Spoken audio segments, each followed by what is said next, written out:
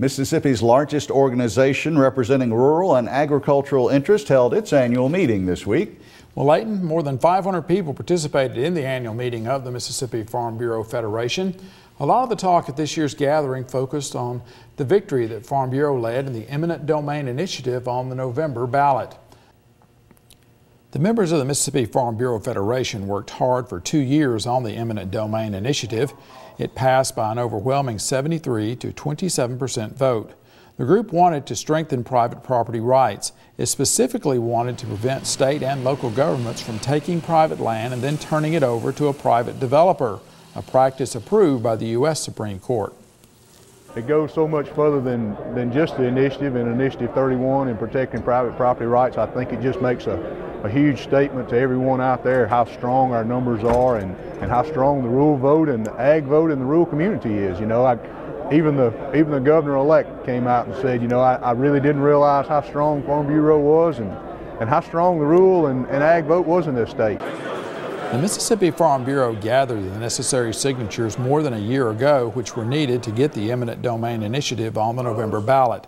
It then fought hard to convince voters to support its position. Keynote speaker and Agricultural Commissioner-elect Cindy Hyde-Smith said the victory had earned Farm Bureau new respect in the state's political establishment. This was the first time in Mississippi history that a constitutional amendment has actually been passed at the ballot box. There have been 37 initiatives filed with the Secretary of State's office. Prior to this year, only 2 have made it to the ballot, and both of them failed. The ag vote has brought respect to a whole new level. It has totally amazed me the significant notch that has been carved into the measuring stick of politics. Everyone in this state has stood up and taken notice of how stout the Farm Bureau influence is. The Mississippi Farm Bureau said that it expects the Eminent Domain initiative to be challenged in court.